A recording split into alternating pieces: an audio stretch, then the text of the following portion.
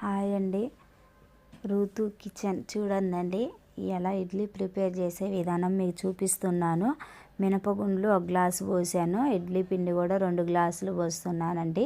ఇవి ఇప్పుడు మనం మంచిగా నానబెట్టుకున్నాం, వాటర్ యాడ్ చేసి నానబెడుతున్నానండి. ఇడ్లీ పిండిలో కూడా వాటర్ యాడ్ చేసాను, మంచిగా నానతాయండి.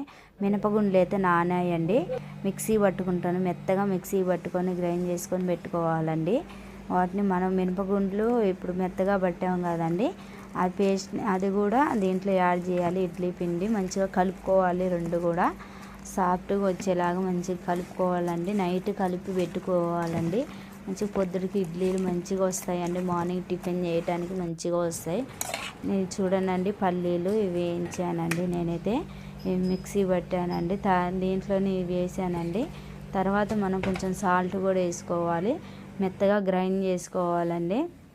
వాటర్ పోసి ఉంచానండి, అవి నూనె రాస్తున్నాను. ఆయిల్ రాసి మంచిగా అన్నిటికీ అప్లై చేసుకుంటే మంచిగా నీట్గా ఉంటాయండి, సాఫ్ట్గా ఉంటాయి, అంటుకోకుండా మంచిగా వస్తాయండి. ఇలానే రాసుకొని పెట్టుకోవాలి. కొంచెం సాల్ట్ కూడా వేసి కలుపుకుంటున్నానండి. కలిపి మనం గరిటె తీసుకొని మంచిగా ఒక్కొక్క గంట వేసుకోవాలండి.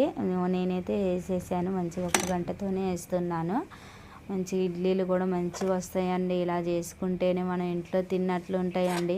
బయట చేసిన వాటికంటే ఇంట్లో చేసుకున్నవి చాలా బాగుంటాయండి. ఇలా తెచ్చుకోవాలి.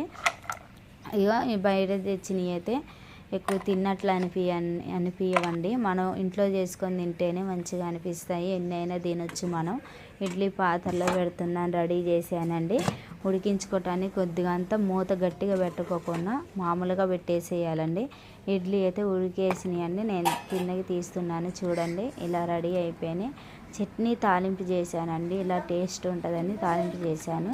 ఇడ్లీ కూడా ఒక బౌల్లోకి తీసుకుంటున్నాను. బౌల్లోకి తీసుకున్న తర్వాత మనం చట్నీ దాంట్లోకి నేను ఎల్లిపాయలు వేసాను, జీలకర్ర వేసాను, కరివేపాకు వేసి తాలింపు చేశాను. టేస్ట్ ఉంటుందండి, చాలా బాగుంటుందండి. ఇడ్లీ అయితే రెడీ అయిపోయింది. ఇడ్లీ చట్నీ 2 రెడీ అయినాయండి. చూడండి. ఓకే అండి, బాయ్ అండి.